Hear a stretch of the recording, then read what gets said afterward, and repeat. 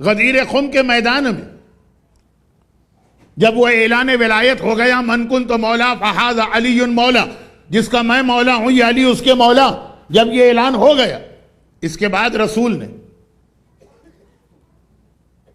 خالی اس ڈکلیریشن اور ولایت کو انف نہیں سمجھا، بلکہ کہا کہ ون بائی ون ایوری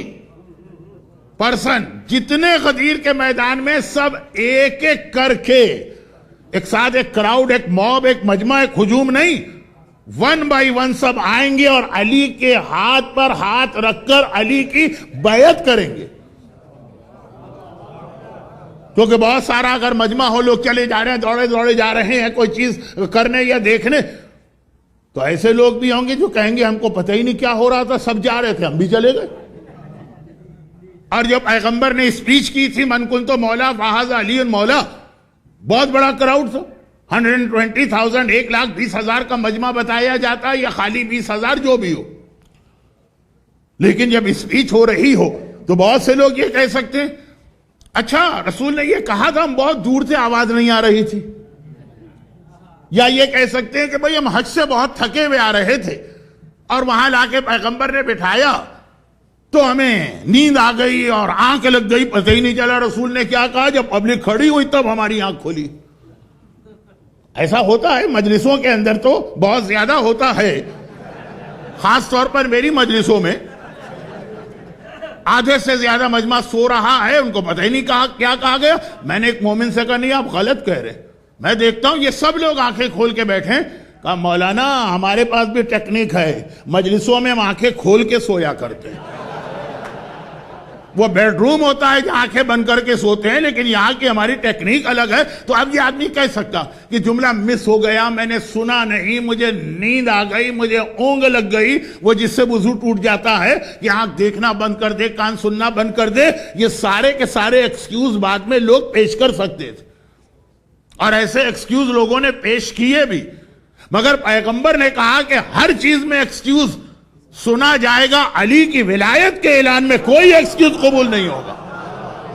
ہر طرح سے ایسا انتظام کیا جائے گا کہ کوئی یہ نہ کہہ دے کہ میں نے یہ اعلان سنا نہیں۔ چنانچہ پہلے پیغمبر نے ایک اسپیچ دی، پھر علی کی ولایت کا اعلان بھی عجیب طریقے سے کیا، علی کو ہاتھوں میں اٹھا کے دکھا رہے ہیں تاکہ بہت دور کا مجمع بھی سمجھ جائے کہ آج کوئی علی کے بارے میں ایسی بات کہی جا رہی کہ رسول کو چھپایا جا رہا ہے، علی کو سامنے دکھایا جا رہا ہے۔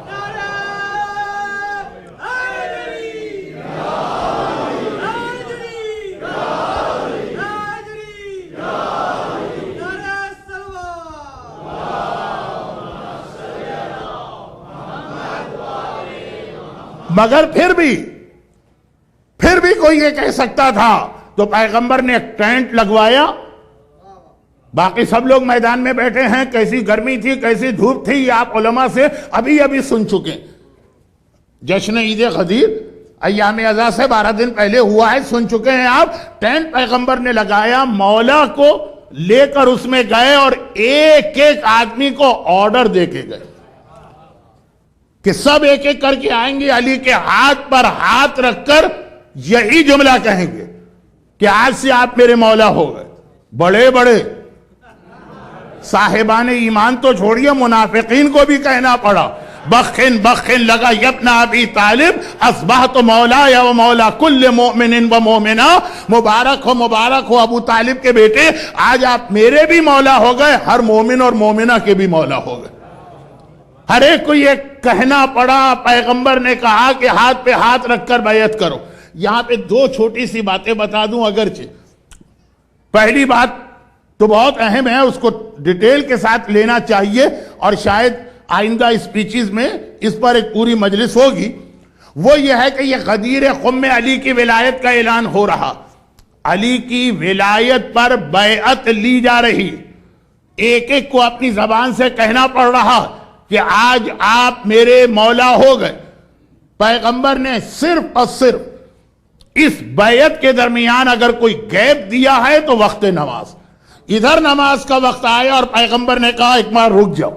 جتنے لوگ رہ گئے ہیں ابھی ٹھہر جائیں۔ علی کی ولایت کا اعلان ہوا، علی کی بیعت کی جا رہی ہے، لیکن کہا نماز سے ٹکراؤ نہیں ہوگا، پہلے نماز پڑھی جائے گی، اس کے بعد پھر دوبارہ اسی کو کنٹینیو کیا جائے گا۔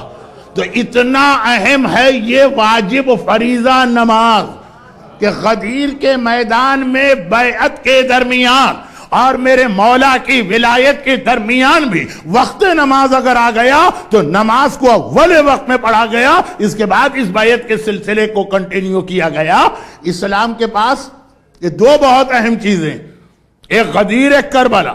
یہ غدیر میں آپ نے سنا، اب کربلا کی ایک چھوٹی سی روایت سن لیجئے اور پھر میں اپنے آج کے ٹاپک کو کنٹینیو کروں گا۔ یہ خود بہت اہم ٹاپک ہے نماز، مگر آج کے لیے نہیں، اس کا ذکر بعد میں آئے گا۔ کربلا، کل جو آپ نے مصائب سنے تھے اسی مصائب کے کنٹینیوشن میں 28 رجب کو حسین کا قافلہ مدینے سے نکلا، پھر یہ قافلہ واپس بھی آیا۔ جب 28 رجب کو یہ قافلہ چلا تو کس شان کے ساتھ چلا؟ محملیں ہیں، عماریاں ہیں، پردے ہیں، وارث ہیں، علم ہیں، علم بھی سب گرین کلر کے ہیں، بہت شان سے حسینی قافلہ مدینے سے نکلا۔ لیکن جب یہ قافلہ واپس آیا ہے تب کس طرح سے یہ قافلہ واپس آیا؟ مردوں میں تو خالی ایک مرد واپس آیا، اس لیے مدینے کے سارے لوگ پرسہ دینے کے لیے وہیں جمع ہو گئے۔ لیڈیز میں تو یہ تھا کہ کچھ شہزادی زینب کے پاس گئیں، کچھ ام کلثوم کے پاس، کچھ لیلا کے پاس، کچھ کبرا کے پاس، مرد تو سارے ایک جگہ گئے۔ اور ان میں سے پرسہ ڈیورنگ پرسہ، عاشورے کے دن جو آپ دوسری زیارت پڑھتے ہیں وہ زیارت پرسہ کہلاتی ہے، تعزیت والی زیارت۔ ہم اور آپ پرسہ پیش کر رہے ہیں تو اب مدینے کے لوگ وارث کے پاس آ کے پرسہ دے رہے، اس میں ایک آدمی نے ایک سوال کر لیا، بہت ہی سمپل سا آدمی لگ رہا ہے کہ امام معصوم سے ایسا سوال کیا، کہا کہ مولا سجاد یہ بتائیے کہ آپ کا جو قافلہ گیا تھا مدینے سے، میں اس دن بھی یہاں تھا، آئی وٹنس ہوں، آج آپ واپس آ رہے ہیں تب بھی میں یہاں ہوں، اور یہ جو مجھے اتنی ایک چینج نظر آ رہی کہ مردوں میں سوائے آپ کے کوئی نہیں، علم بھی دیکھتا ہوں تو پہلے گرین تھے آج بلیک ہیں، اتنا بتائیے کہ جس پرپس کے لیے آپ کا بابا کربلا گیا تھا تو آپ جیت کر آئے، کامیاب ہو کے آئے، اس مقصد کو پورا کر کے آئے، یا یہ کہ گئے بھی، ساری قربانی بھی دی اور پتہ چلا کہ ناکام ہو گئے؟ یہ بدتمیز آدمی جسے اتنا پتہ نہیں کہ امام معصوم سے کس طرح بات کی جاتی ہے۔ لیکن ہر قسم کے لوگ رسول کے پاس بھی ہوتے تھے اور امام کے سامنے بھی ایک سوال کر لیا، اگرچہ ہم اس آدمی کو یوں کنڈیم کر رہے ہیں اس کے اسٹائل پر، لیکن اس نے ایسا سوال کر لیا کہ ہم اس کو پریز بھی کر رہے ہیں کہ تمہارے سوال نے کربلا کا ایک اینگل اور ہم پر واضح کر دیا۔ جب اس نے کہا کہ مولا بھرا ہوا قافلہ لے کے گئے، لٹا ہوا قافلہ لے کے آئے، سارے مرد شہید ہو گئے بجز آپ کے، صرف اتنا بتائیے کہ کامیاب ہوئے کہ ناکام، مقصد پورا کر کے آئے کہ جس مقصد کے لیے گئے تھے قربانی بھی دی اور وہ مقصد بھی پورا نہیں ہوا؟ امام نے کہا کہ میں تیرے سوال کا جواب تو دے دوں گا لیکن ایک کام میرا کر دے، اور وہ یہ ہے کہ یہ ہے میرے جد کی، میرے نانا کی مسجد، 2 رکعت نماز مسجد میں پڑھ کے آ جا۔ وہ آ گئے، مولا آپ میرے سوال کا جواب دیجئے۔ کہا کہ اب تجھے کون سا جواب چاہیے، تجھے جواب مل چکا ہے۔ حیران ہو کر کہتا ہے مولا آپ نے تو کچھ کہا ہی نہیں، بس یہ کہا کہ جاؤ نماز پڑھ کے آؤ، کہا یہی تیرے سوال کا جواب ہے۔ قیامت تک جب تک اس دنیا میں نماز پڑھی جا رہی ہے، یہ نماز میرے بابا کی وکٹری کا اعلان ہے، میرے بابا کی فتح کا اعلان ہے۔ یہ نماز خود ایک پروف ہے کہ حسین کربلا میں جس مقصد کے لیے گئے تھے اس کو پورا کر کے آئے۔